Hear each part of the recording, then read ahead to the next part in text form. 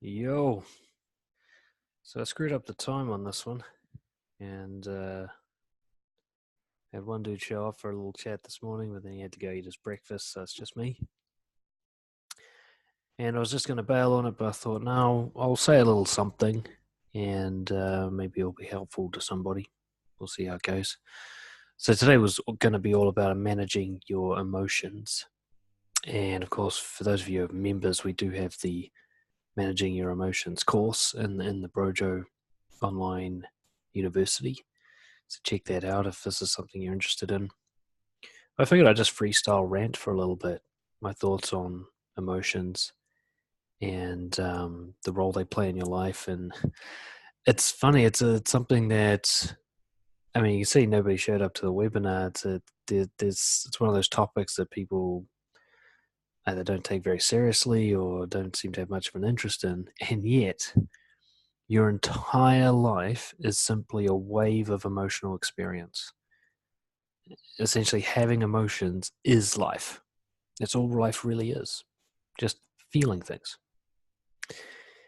And so the number one element to a life is one of the things we're most ashamed of, that we least understand, that we ignore and pay little attention to, or we're dominated by it.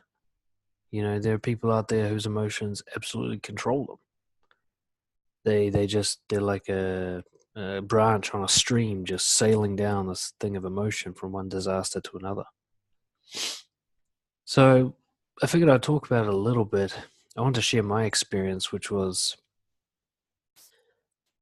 it's partly a New Zealand culture thing, partly a nice guy syndrome thing, but from an early age, I was kind of programmed and conditioned to believe that there was a vast range of emotions that I was not allowed to show, certainly, and would be condemned if I was revealed to have experienced these emotions. It wasn't until later on that I realized everybody had a different version of this. So for me, the emotions like anger was a big one. There are some people who are raised to believe that anger is okay. In fact, rage is okay. But for me, anger, um, like if I got upset or angry and towards someone, my parents or whatever, I'd usually get reprimanded just for having the anger itself. So not even the behavior from the anger, but being angry itself, I'd get told off for. Um, I got made fun of for being like a crybaby kid when I was between the age of like 5 to 7 when I first went to school. I was the kid who cried all the time and I got made fun of for that. So I took that to mean that like sadness is bad or that being upset or sensitive is bad. So somewhere around the age of 7, I just turned off the tears and I've pretty much barely ever been able to cry since. You know, put me in a funeral or if I'm just alone with my girlfriend and some big emotional event has happened, I might be able to squeeze out a couple of drops, you know. But I basically am kind of, it's like my tear ducts don't even work anymore. I find it almost impossible to cry. And that's to this day, even with all the self development work that I've done. Sadness is a tough one for me.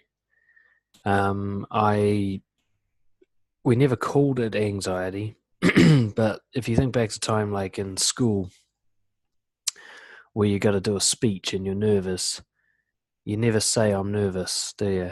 You know, and then this all depends on your culture that you're in. But like if I had to get up in front of the class and I was really nervous, I didn't feel comfortable to say that I was feeling that way.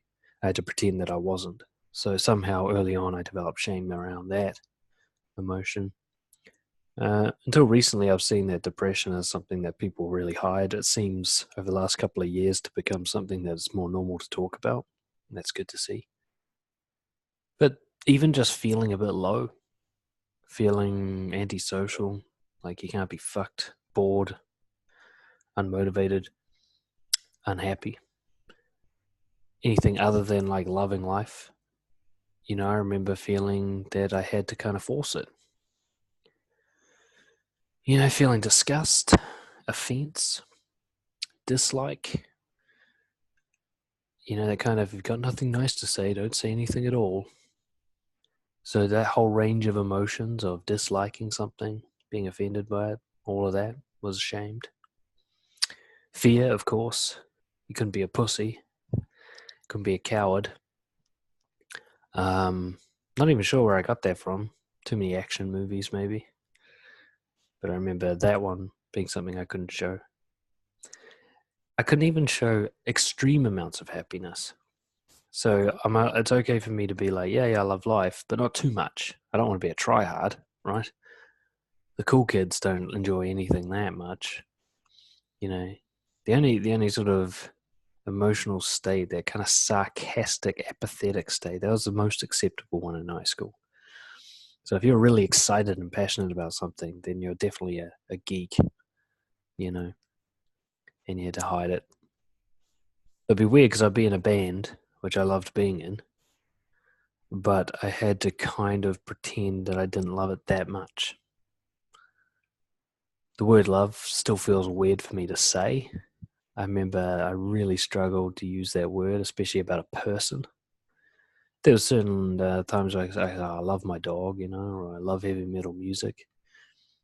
But to say I love a person always felt really weird for me, and I'd usually get made fun of if I was to use such terminology with high school friends.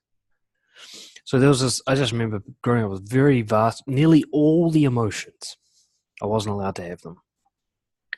And in my line of work, in talking to people, I've found that that is the case for many of us. We grew up and there's this huge range of emotions that we just weren't allowed to have. And because of that, we got no training. We couldn't learn how to manage them. We only learned one technique, which was suppression, to pretend they don't exist, to talk ourselves out of having them, to hold them back, to push them down with substances. These kind of like get away from them coping mechanisms, but no real training on how to put them to use, how to like divert that energy towards something constructive, how to use that force to connect with other people and to find our passion in life. I mean, so many people I know don't know what they're doing with their life because they haven't been able to access passion. They're so numb that even if they found something they're interested in, the most they'll feel is like a little flicker of interest. Whereas people who have been emotionally shameless their whole life, they really love what they really love and they really hate what they really hate. They've got this really clear sense of who they are and what they stand for and what their preferences are and what their passions lie. Because that's what emotions are there for, to show you what you're into. So I would suspect no matter who it is that's watching this recording, that you're emotionally suppressed. I'm going to be right 9 times out of 10, just throwing that guess out into the darkness. Because in my line of work and having traveled all over the world now, I can clearly see that that's the case. Most of us are emotionally fucked up. We're emotionally retarded. We don't know how to access them. We don't even know what they are. There's so many people out there who have a feeling they can't even put a name on it, right? Oh, we've got someone else joining us here. Henry, awesome. How's it going, man? Good to see you, bro. Yeah, I was just ranting away to myself because I was the only one here. Good fun. I can see and hear you if you want to talk, but you can type away if you want. I was just in the middle of a story. Well, not in the middle, but I was just ranting a little bit about my history with emotions, about what emotions I learned to suppress and be ashamed of and hide over time. Oh, you couldn't find the link. That's a shame. Maybe that's just the case with other people. All good. Well, it's just me and you, Brian. Do you want to have a chat, or do you want me to just rant away? I can hear you, so you can just speak if you like.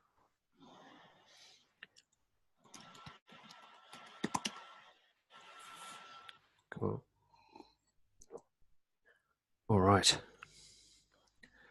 Um, I'm just gonna just mute your mic for the background noise for a second there. Um, so as I was kind of saying, there's basically we all come up to a certain point where there's a huge list of emotions that we haven't been allowed to experience or haven't experienced any training in how to manage them. And we become not just numb, but as I was calling it, we become essentially emotionally retarded, which means we can have a feeling, we don't even know what to call it, we don't know how to handle it. It either consumes us or we suppress it down. We don't know what it's for. We think there's something wrong with us for experiencing it. And you sort of compare this to, say, a guy who is in touch with all of his emotions. He knows what they are, what it feels like, what they mean. He puts them to use in helpful, effective ways to connect, to build his mission, to set boundaries, whatever he needs to use. He can even bring up emotions as he needs them. He can generate his state as required for the situation.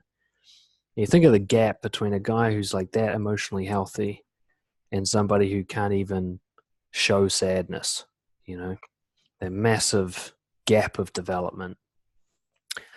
And one of the things I was saying at the start of this is so few people put any work into developing their sort of emotional management, into like learning what their emotions are and how to become the master of them. And yet our whole life is one big emotional experience. So the one thing that just decides how we feel about our life, which is our feelings, we put almost no effort into that. We're putting heaps of effort into trying to get money, or heaps of effort into trying to get laid, or heaps of effort into trying to be popular, or heaps of effort into trying to look good. And yet all of these things are just to get to an emotional state. Whereas if we could manage emotions directly, we wouldn't be so worried about all those other things. So I've been thinking about emotions a lot because for a huge portion of my life, even just the word emotion was shameful. You know, if someone was emotional, that was an insult. To say someone was emotional, to say someone was sensitive, that was definitely an insult, especially when you're talking about guys. So if you're talking about a guy being emotional, you're saying he's weak and soft. You're talking about a girl being emotional, you're saying she's crazy. And so just the very concept of having an emotion at all was racked with shame in the culture that I grew up in, and I've seen that throughout the world since I grew older. And what I particularly see is because of this and other reasons, we're missing out. And so what I wanted to talk a bit about today is like what emotions are, kind of how do we know what they are when we're having them? What is going on inside us, and what name do we give it? What does it mean? And then what do we do with that information? How do we react to our emotions in a way that's healthier than suppressing them or trying to prevent them from occurring? Any thoughts on that, Henry?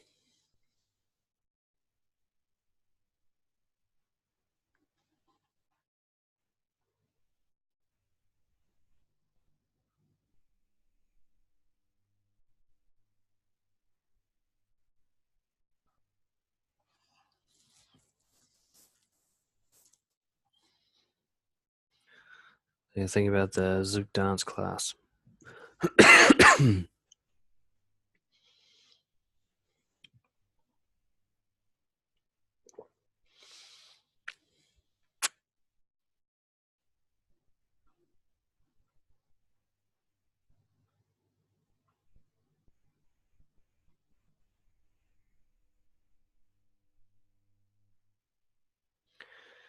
You know, artistic pursuits are an interesting one.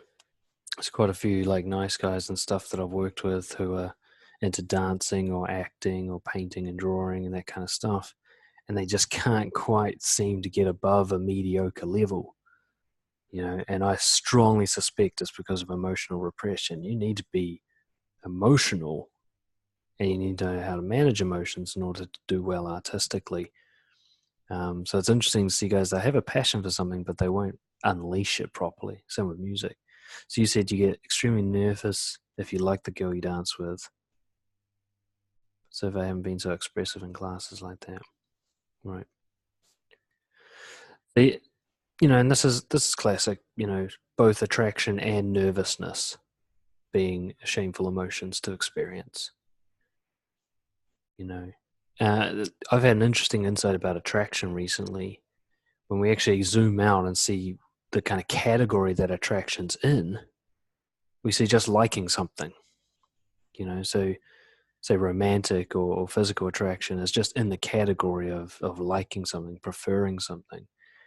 And I find that actually a lot of people who are emotionally repressed are quite hesitant to be strong about what they like in general or what they don't like.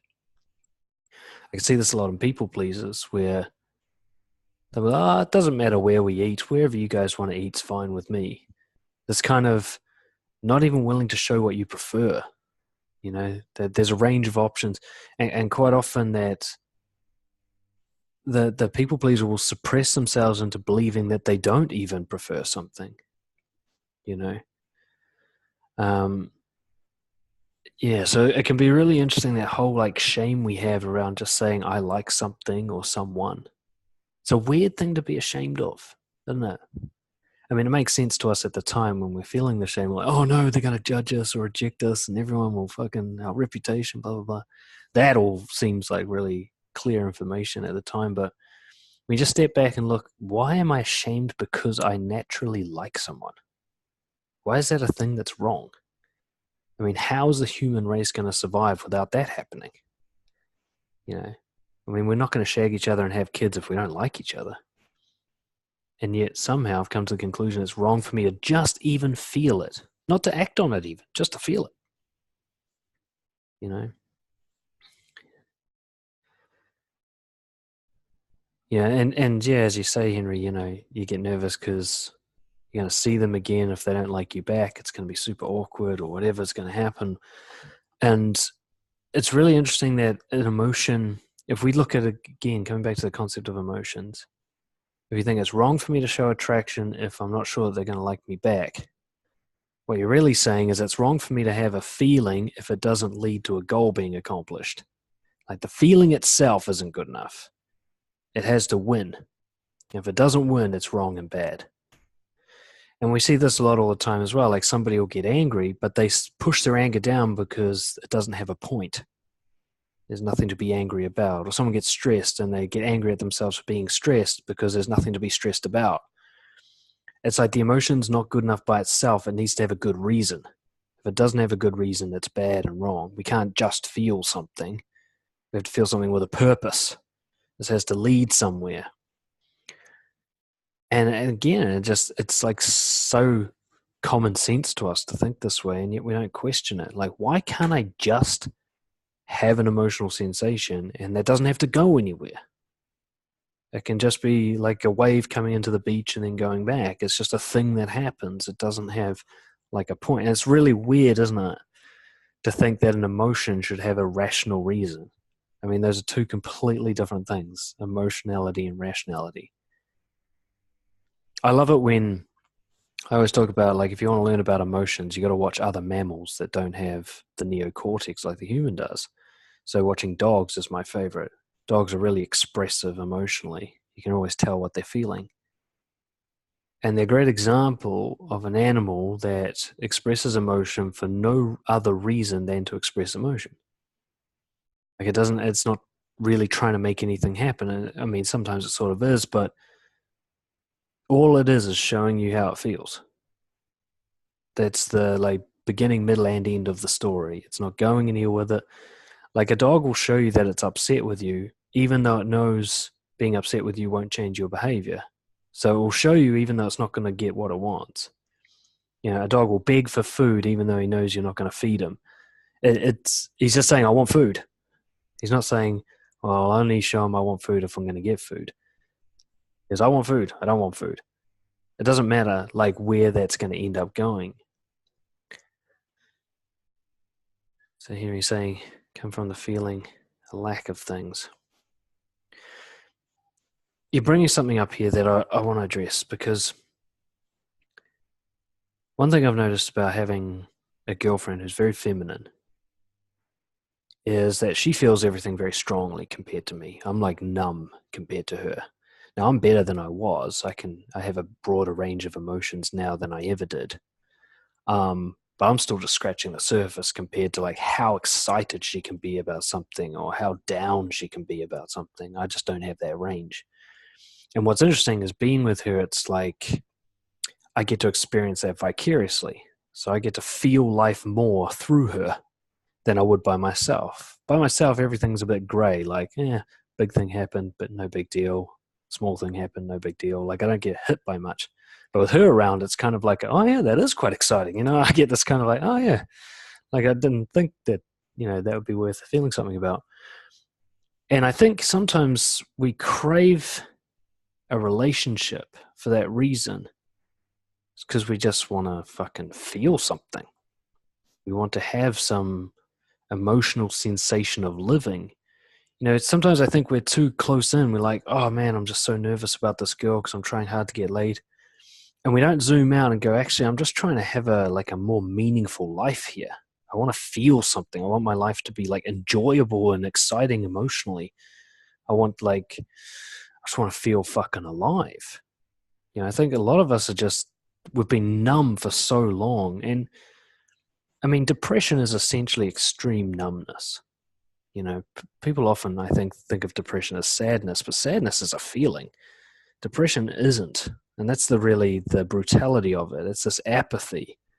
This nothing matters. Nothing seems to have any reason. Nothing, I don't feel like anything has any importance or value. And you can see why depression is at the heart of almost every suicide. It's kind of like, well, there's no point in living without me feeling alive. And isn't it interesting? We often think that like meaning in life is going to be some sort of rational philosophical thing. Like I've got to find my purpose. When actually you just need to feel. That's it. Because you take feeling away from someone and they lose all sense of purpose, right? I always think about I just never stop thinking about those people who essentially look on the surface like they're living their dream and then they commit suicide. The rich, famous movie star that kills himself sort of thing. He is clearly living the passion, but something's happened to him that's kind of removed all the reward of that. And I always think, well, it must be depression. They're living the dream, but they don't feel anything. And if you don't feel anything, what did you say? Boredom kills people. Boredom, I think, is one of the most dangerous emotional states. It's the lack of feeling. It's a lack of interest. It's a lack of want. And so I think a lot of people are looking in the wrong place for solutions. They're looking for some sort of external reward or outcome, as we always call it. When actually that external reward is just a vehicle towards emotion. It's all anything ever is. The reason you want that job or you want that girl or you want that body or whatever is because of how it will make you feel. And I think people get stuck in a rut because they don't realize that when they're not pursuing their goals, they're suppressing emotion. They're doing it so much that even if they achieve their goals, they're not going to feel it. And that's when people start to, this is where I see the rich famous guy killing himself is he's achieved goal after goal after goal after goal. He's done everything he's supposed to do and still doesn't feel it. He goes, oh, fuck, there's no point.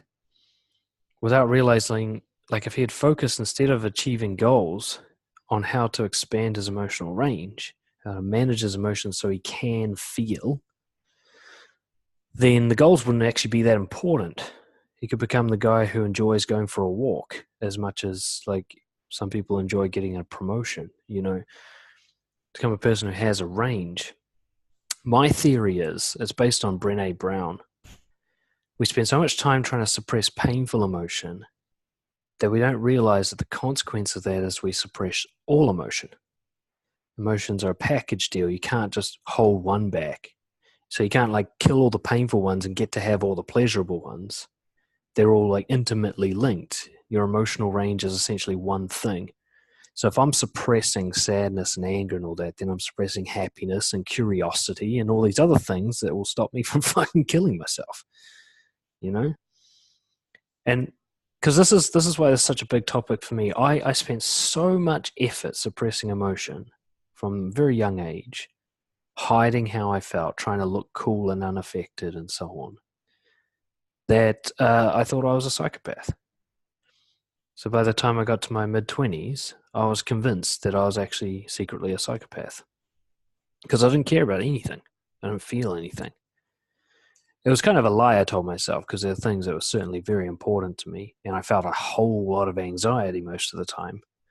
Um, but I just got the sense, like, I remember like going to things that I knew should affect me and they didn't. Like I'd go to a funeral and I wouldn't cry. And that used to really bother me. Like, I'm pretty sure I should be crying at this thing. Like, I'm pretty sure I should be feeling bad right now, but I don't. I'm kind of bored. I'm worried about how much standing this long is hurting my feet more than anything. And I was just like, I'm sure that's fucked up. And it was even more noticeable when I went to something that I knew I should love. I remember definitely one time I went to see a concert of my favorite band. I finally get to see them live. They come all the way from the United States, once in a lifetime chance. And again, I was just like, fuck, my feet hurt standing here. Like, it just, nothing emotionally. Like, it's like watching my life through a thick bulletproof window where I don't get to feel it. I just see it happening. It's just a series of events with no sort of up or down. Like watching a TV show that you don't care about any of the characters. You're kind of waiting for your show to start afterwards or something. And that really bothered me. That was kind of like, well, fuck is wrong with me? And I figured because at this stage I'd become aware of what psychopathy was and things. And I was like, maybe I'm just one of those people who doesn't feel anything. The truth was, I was very deeply emotionally ashamed. I was ashamed of having emotions, raised in that macho Kiwi culture where anybody who feels something is gay, that kind of thing.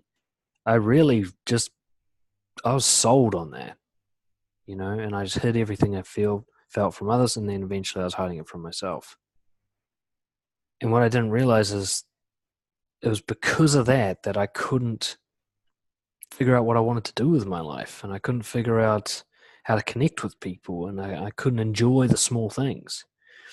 Like Henry, like you're saying there, chasing girls with fucked up heads. Like I did that so much. Like the only girls I chased were the craziest ones because they were so extreme, I'd actually feel something. And this is what psychopaths do as well. The reason that they like to kill people and take drugs and steal money is because they have to do such extreme things to feel anything. Because they're so numb. The normal life is just absolute boredom to them. It drives them crazy. They need shit to be on fire before they're like, yay, and that's what I was like. I think this is why so many guys are obsessed with chasing girls and getting laid, is because sex is one of the few times we actually have like a real sensation internally, and it's kind of like a substitute for, say, love or interest or compassion or joy. And same sort of guys are the ones who often get drunk a lot or take a lot of drugs. I took a lot of drugs when I was in my 20s because it's about the only time I kind of unleashed emotion. I'd actually feel ecstasy, or feel like I used to love taking so many drugs in a situation where it was really dangerous to do so, just to see how fucked up shit could get, you know? Like I'd go to like somebody else's house for a birthday party and do a massive line of speed just to put myself in a really fucked up situation. And I do this just to feel something, thrill, danger. I used to engage a lot of risk taking behaviors because I was like living on the edge. I'd actually get like something happen inside me. But I think it's pretty fair to say that wasn't the healthiest way around it.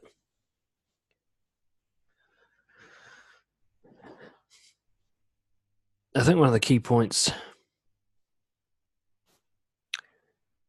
Yeah, what are you saying there? Chasing girls to get laid is more fun, but after you get laid, you feel like another meat. So it's like a trap. Yeah, well, it's drugs, isn't it? Essentially, what we're talking about is drug taking behavior. You go get high, and then the high wears off, and there's a withdrawal. And you want to get high again, but each time it's never quite as good as the last one. And you do that thing they call chasing the dragon. You're trying to get that first high back. You know, this is essentially the blueprint for drug addiction. Is you get high and it's fucking amazing, and then you try to get that high again and you never can. You can never get it back. And you're constantly looking for it. And or it is good, but it's the only way you feel good. Yeah, masturbation to porn. The funny thing is that, I mean, people think like taking heroin or something, that heroin goes through your body and that's not that good feeling is. But it's not the case. Heroin goes through your bloodstream to your brain, and then your brain releases a massive dump of dopamine and serotonin. It's your brain that gets you high, not the heroin. The heroin is just like a command. It's like a line of code saying release all these chemicals. And that is the case for all drugs. It's not the drug that gets you high, it's your own brain that gets you high on your own chemicals in reaction to the drug. Okay? It's the same with anesthetic. Anesthetic doesn't put you to sleep, it tells your brain to put you to sleep. And your brain shuts down. So when you go out and you masturbate to porn, or you chase girls around, or you go engage in like drink driving, risk taking behavior, you're essentially getting high no different to someone snorting cocaine or someone injecting heroin. You're just doing an activity that makes your brain release dopamine and other chemicals. I used to love dopamine and adrenaline. So I'd go and do stuff that was really dangerous, like almost get into a fight in town or something. And I'd do stuff that was really comfortable, like eat a massive bag of chips while I smoked weed and watched videos. You know, that's how I got high. And it didn't require drugs in terms of like, you know, illegal substances. But the problem's the same, is because I didn't feel anything, I had to go to extremes. You'll notice somebody who's emotionally healthy doesn't bother with substances or risk-taking behavior. Life's good enough as it is. They don't need to get high. You know, that the shitty cliche, like, I'm high on life. I know you just want to punch people in the face who say that, but there's a little message in there. As if you're emotionally healthy, life's good enough as it is. You don't need to go to extremes. You can enjoy just walking in the park. I mean, there's a few things I enjoy now that once used to be absolute boredom for me. Like, I enjoy driving long distances now. I enjoy going for a walk in the park. I enjoy watching common animals like birds, seagulls, whatever. I find them interesting now. And what's changed is not my preferences for activities necessarily, but I'm now more sensitive emotionally, so little things can actually have a bigger effect on me. Like the peace and relaxation I get from driving long distance has replaced the sort of stress and impatience that I used to feel when I was driving. Or the just fucking boredom. You know, for me, going for a walk used to be so boring. And now it's like a curious, relaxing event with all these different like little bits and pieces. I walk through the park and I see one squirrel trying to like hide nuts from another squirrel, and I could watch that all fucking day. Like, I find it really fascinating. Whereas, you know, 10 years ago, that same walk, I would have been like, oh, are we there yet? Because I couldn't feel anything, you know? Whereas the highs, I just don't feel the need to. Like, I have a couple of beers now. I don't want to keep drinking. I can't remember the last time I felt a need to take drugs, right? And even sex itself, it's funny because some of the things that used to get me so high have actually now come down a bit. Like, I still enjoy sex, don't get me wrong, but I'm not obsessed with it. Like, well, not really. I mean, I'm still a guy, but before it used to just consume me. This one goal of like getting my penis inside somebody was just so fucking strong. Like it's all I could think about. Everything was geared towards making it more likely to happen, you know. Whereas now I'm like, no, I can have fun writing. I can have fun just chatting to someone new. Like I don't have to get that high. Um, Hear me saying I haven't met any single guy who's actually content with himself. So it appears that having a relationship's the final step. The funny thing is, I semi agree with this. And what I mean by that is like, I really want to emphasize that somebody could be single for life and still have a good, meaningful life. I'm sure of that. But being a man, and in particular, being a man with a history of emotional repression, what we're really lacking is the feminine to be able to feel. And I've found that being in a relationship has actually been a really hugely healing experience for me, because through her, I've been able to experience emotions that I just couldn't get to by myself. Like I'm like physically blocked. Even though I'm open to experiencing emotion, I had limits, self-imposed limits. It's like I'd written that code a long time ago. And I feel like every year that I'm with her, my range is getting slowly bigger. You know, like one of my biggest fears was actually one day having kids and not feeling anything when they're born. Like I was really afraid that that would happen. Like I'd just be like, oh, there's an expensive little bag of meat. Now it's mine, sort of thing. Like I wouldn't care. But recently I got to play with my new nephews, and I actually like loved them. I could feel it. I was actually interested in them. I wanted to hang out with them and teach them some shit. I was like, oh, good. You know, like I'm actually starting to get some emotion. I really do credit that to having feminine support, but you don't need a partner to get that support.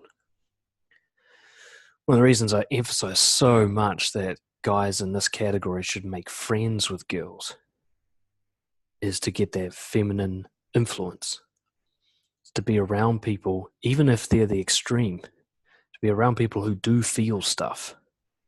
It acts like a prompt. Like I'll see something and be like, oh, that's nothing. And then my girlfriend will be like, oh my God, that's so interesting. And I sort of double check. I'm like, oh, maybe it is interesting. You know, I'll sort of have a look. It's kind of like she reminds me that I can feel something. It's really weird to explain it, but it makes sense when it happens in the moment. One of the reasons I like Zouk dancing as well, like I'll just be, for me, when I first started dancing, it was just mechanical body movements. Like, how can I master these body movements and progress up the levels? Very guy thinking. It's like a computer game. But then I'd have a dance with a girl, which I thought like, oh, I fucked up some of the steps and, you know, that wasn't perfect. And then afterwards she'd be like, oh my God, that was such a good dance. I went, really? I'm like, how can it be a dance if it was flawed, you know, in terms of the mechanics?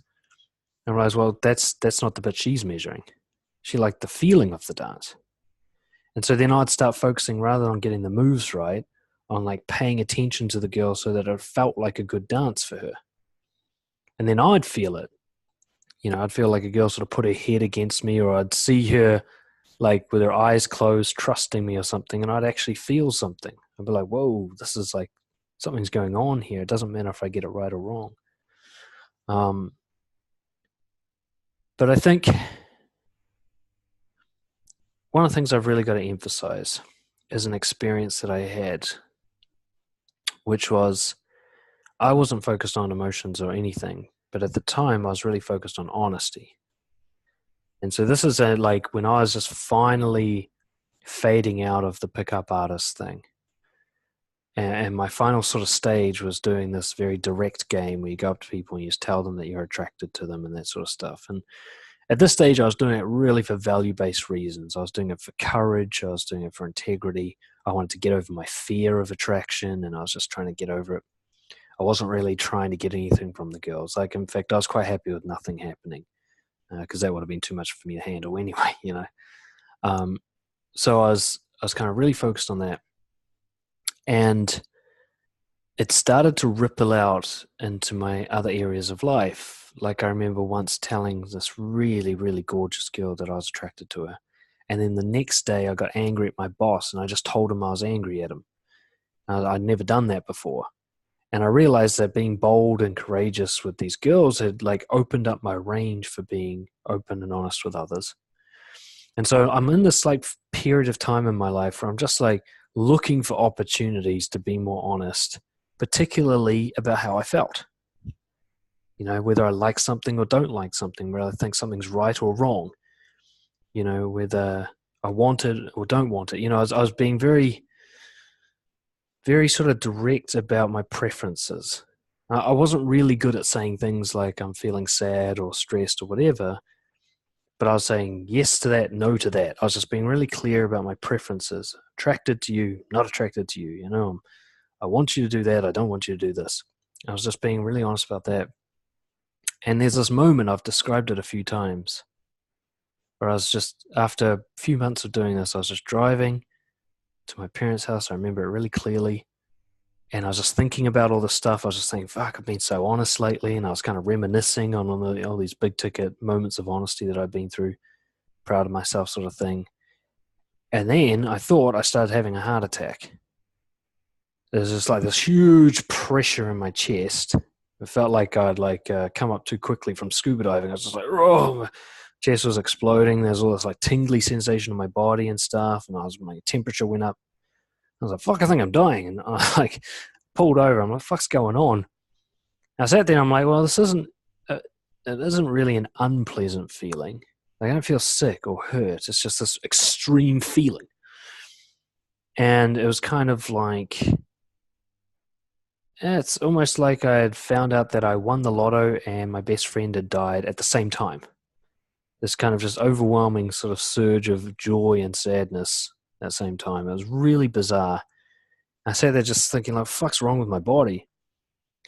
And then it took me maybe 30 seconds. I'm pulled over at the side of the road trying to figure out what the fuck's going on.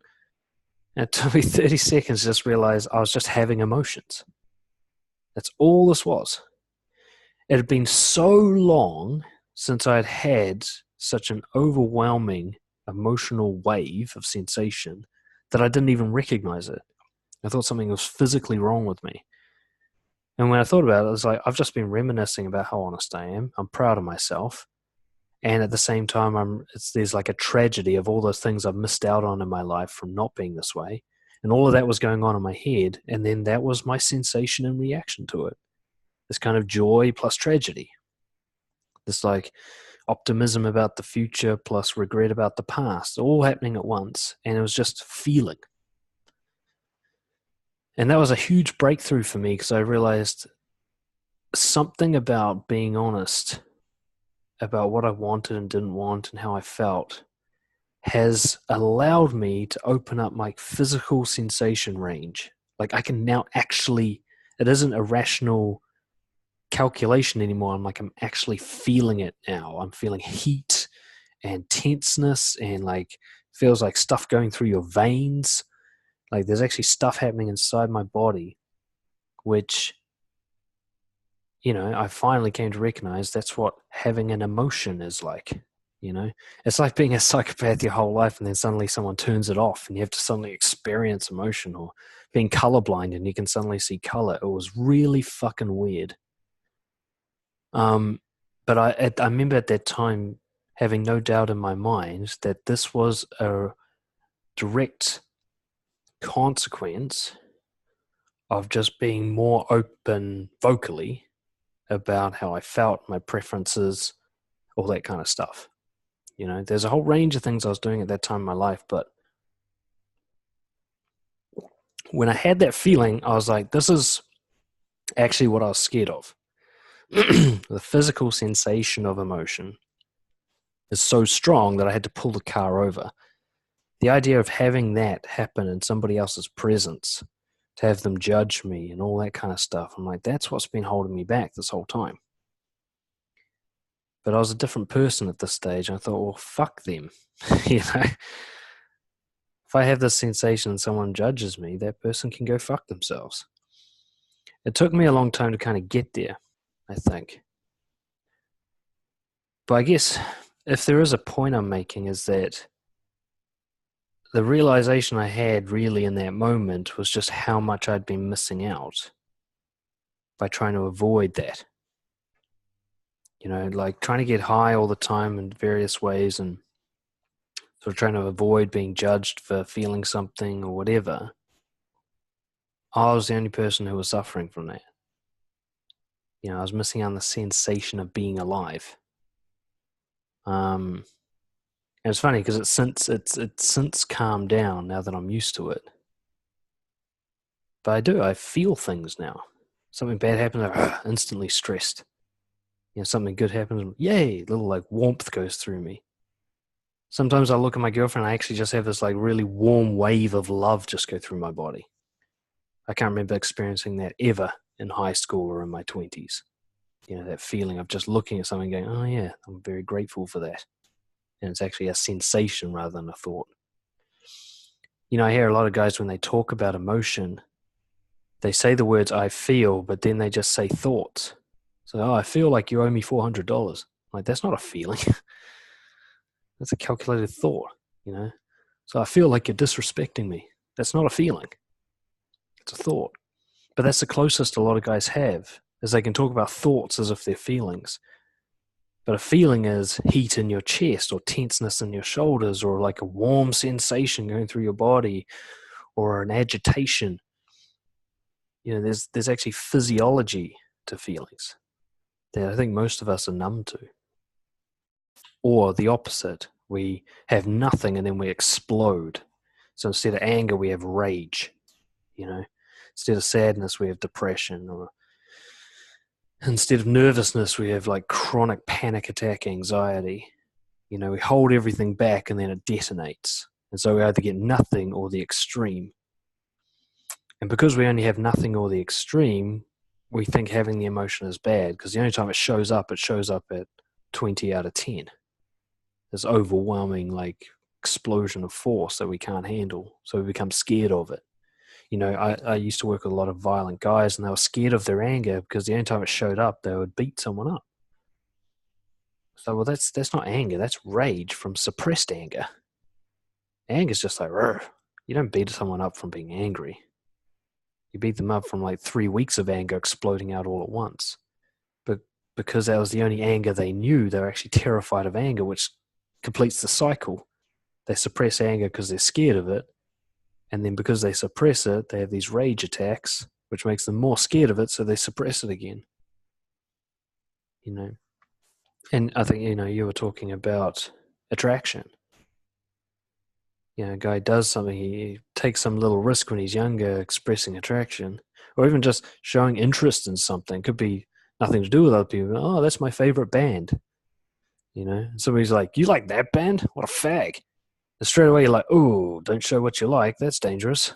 You know, well, don't show that I'm attracted to someone. That doesn't go very well. And that little thing becomes the reason to suppress it.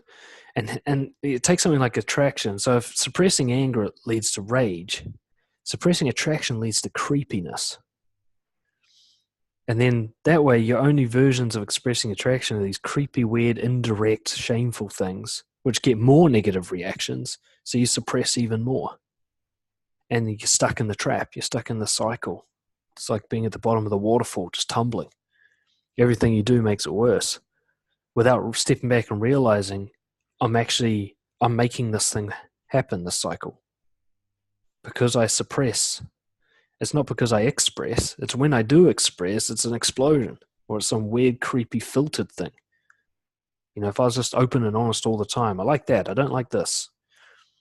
You know, when I first started expressing attraction,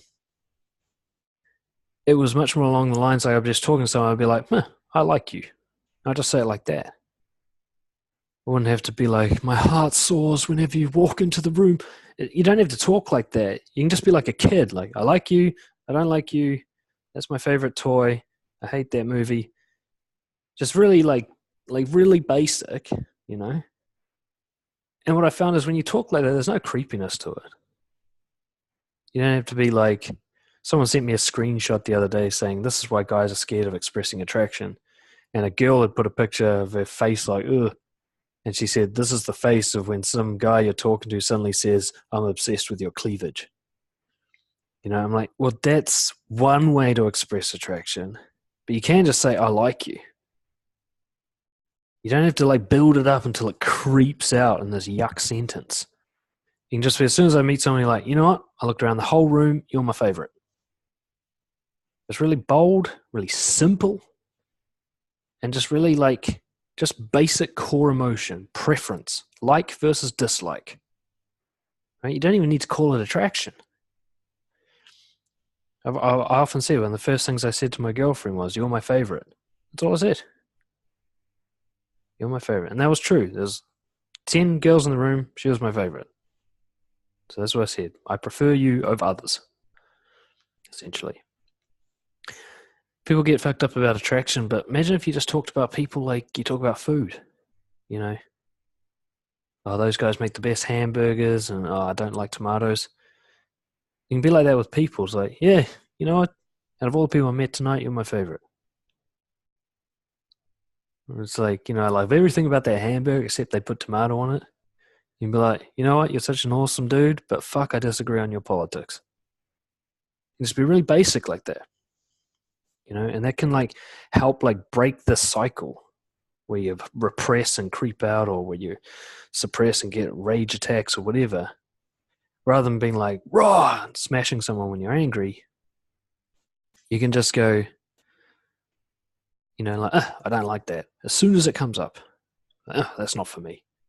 And then nothing builds, When you get sad, just say, I'm sad. You don't have to like pretend to be cool about it or whatever. It's been interesting with that, with the tragedy in New Zealand recently.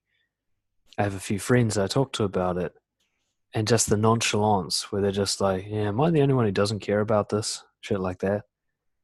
And they're not lying. I don't think they care, but they're so emotionally numb that even 50 people getting slaughtered has no effect on them. We can blame this on the media and stuff like that, but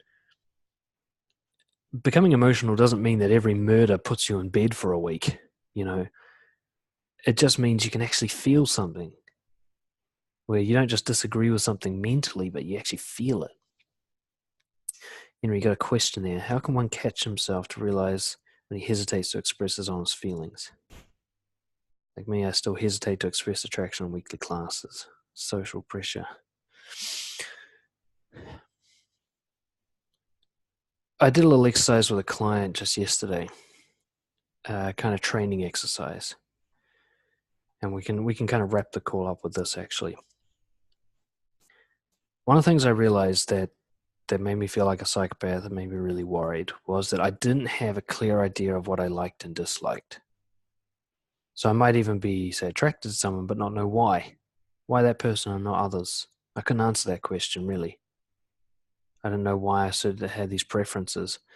But what bothered me most is I just didn't really care much about anything. I didn't seem to have a strong view on anything. I would never vote for politics because I didn't care who won. I didn't give a fuck. I still don't, actually. But back then I didn't know why I didn't care. I just didn't feel anything. And what I realized is this made me sort of lose any sense of identity. How can you know who you are if you don't even know what you like and dislike? I mean, it's essentially makes up who you are, your preferences. It's like your settings. What I came to realize is actually I do know, it's just very, very faint. I can barely feel it. And what I need to do is to kind of trust that little tiny piece of information and start expressing it as if it's strong. So what I mean by this is, let's take your question. If I walk into a class, just make it my mission to talk about everything I like and dislike as soon as it occurs to me, just in the terms of like and dislike. Okay? So if I'm dancing with someone and they grab my hands too strongly, I might say, it's too strong. That's all. Just saying it's too strong. I don't like that.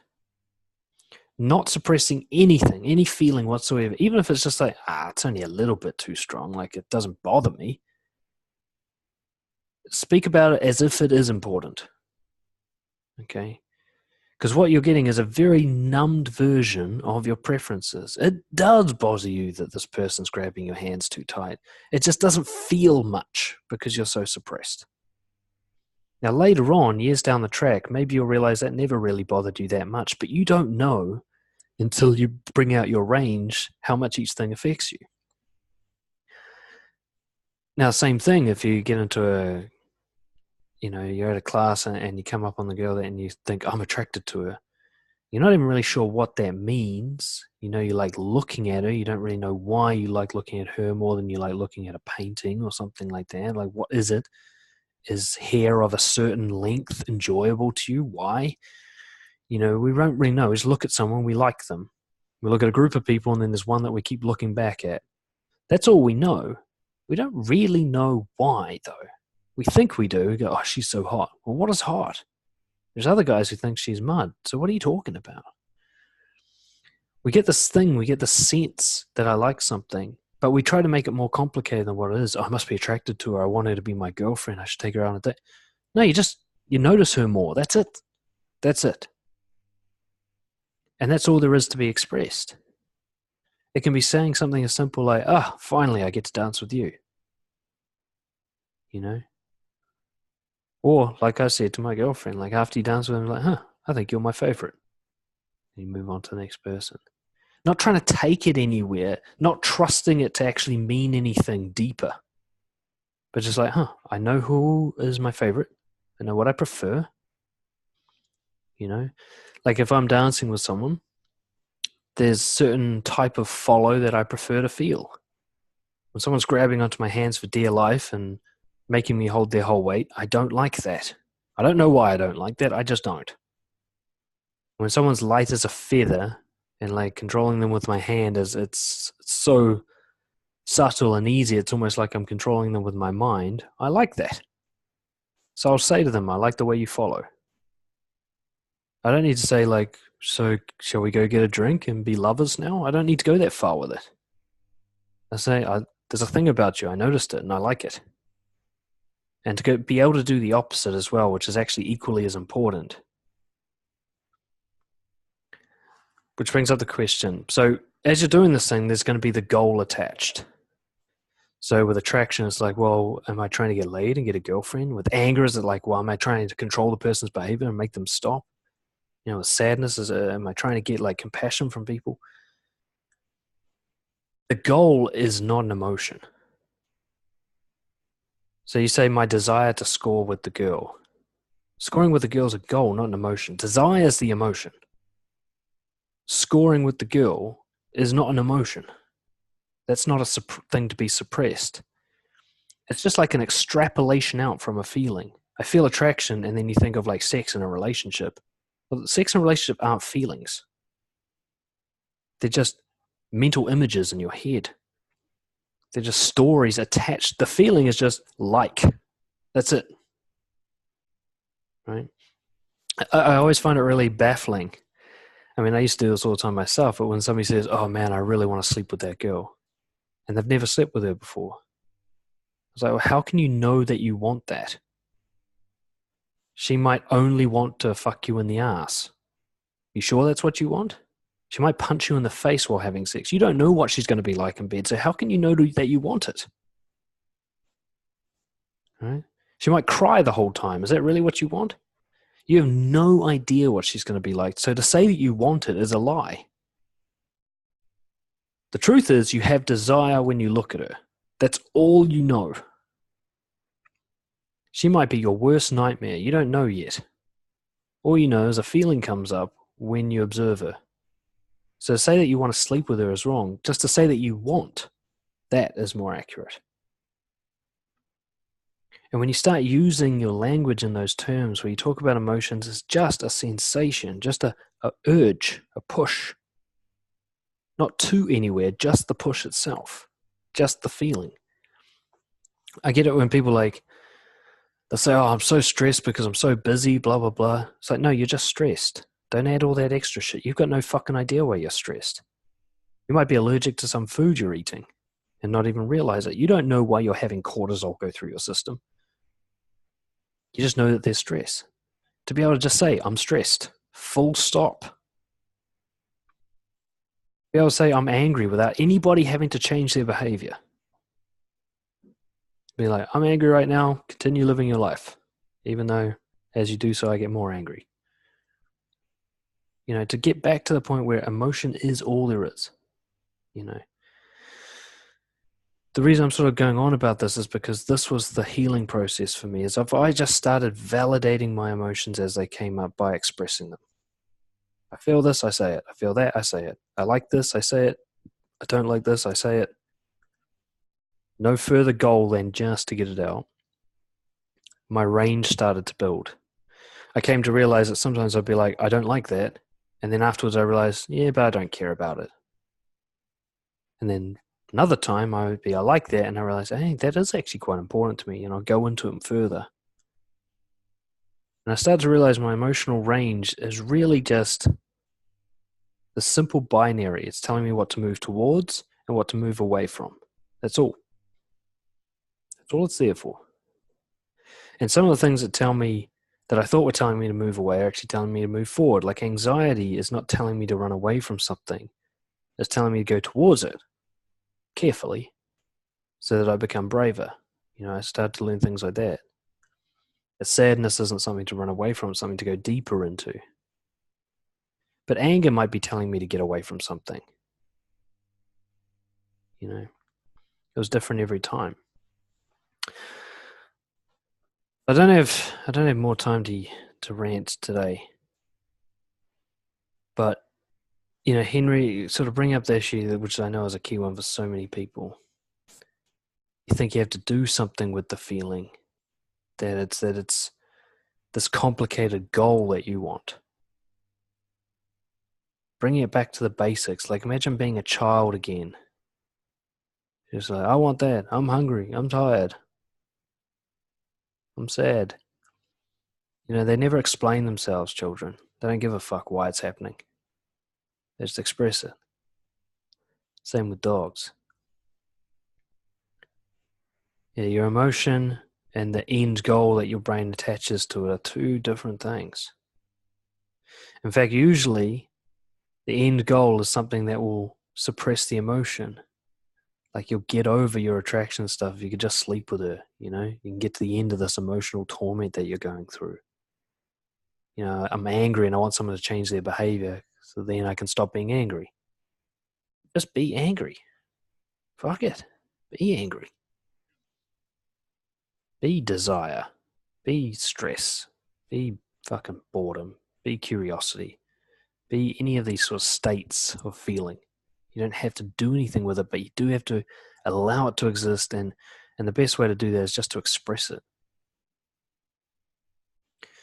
And you make a really good point there, Henry, as well, that quite often people crave sex when really they're just craving feminine connection. They're really just desiring some feminine in their life, and they can't get it from their friends or their work or anything, and just having this sort of soft body cuddled up to you in bed is like as close to it as you can get.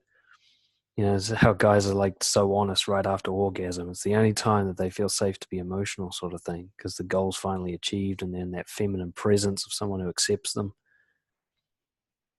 You don't have to go to that extreme.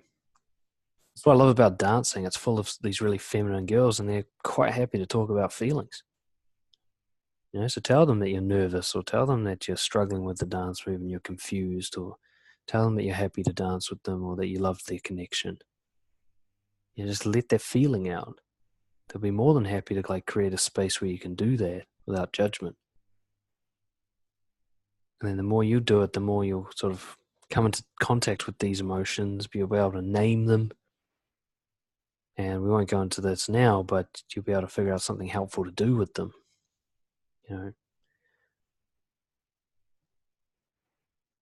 Yeah, so very good goals there, yeah. Identify the emotion, separate it from the goal, and then express it as basically as possible. Like, dislike, happy, angry, sad, confused, disgusted. One last sort of practical tip, because identifying it's one of the hardest bits. You go anywhere on the internet and the list of potential emotions ranges from 5 to 50. And even top psychologists around the world argue as to how many emotions there actually are, how many different states of being there are.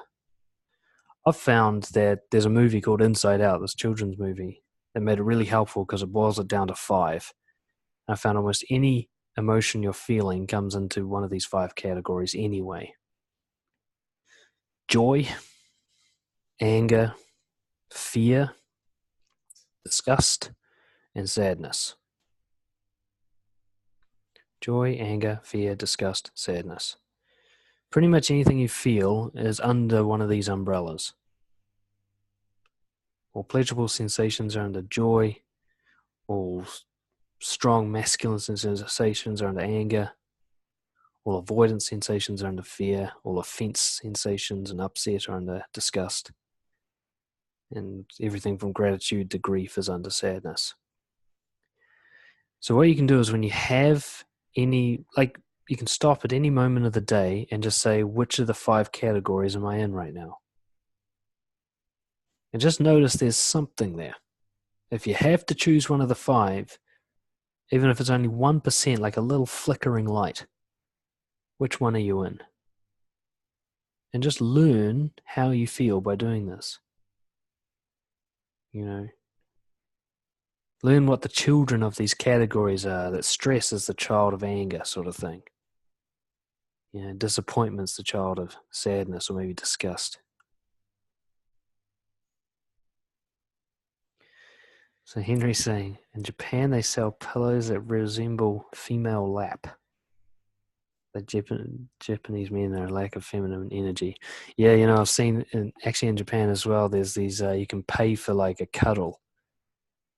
So it's like a prostitute, but without the sex. They just cuddle you for a nap or something. Apparently it's like $80 an hour. Yeah, I think the guys are sorely in need of that feminine energy in terms of emotions, but I've worked with plenty of women who suppress emotion as well. Or more common the case, they're overwhelmed by it. So every time it's sadness, it's like this massive wave of grief, or anger is this massive rage attack. We either tend to like psychopathically suppress, or we just drown in our emotions. But there's this nice middle ground, which is you just kind of surf the wave, as I say. All right, bro, let's wrap it up there for today. I appreciate you coming along.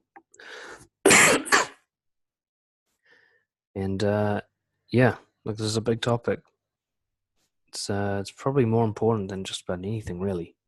Your life is how you feel. If you get your hands around that, then you got your hands around life. It's kind of that simple, really.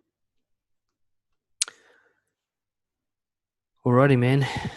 Anything else before we sign off for today? Sweet, yep. Yeah, make sure you copy and paste those or whatever. I think I'll save them somewhere as well. But yeah, let's see how everyone goes with that. And I'm going to make these webinars more regular. I'll try and find a good time that works for people. And we'll keep them going. Thank you for coming along, bro. I'll see everybody next time. Yes, bro. Yeah, I'll send the recording out too. Cheers.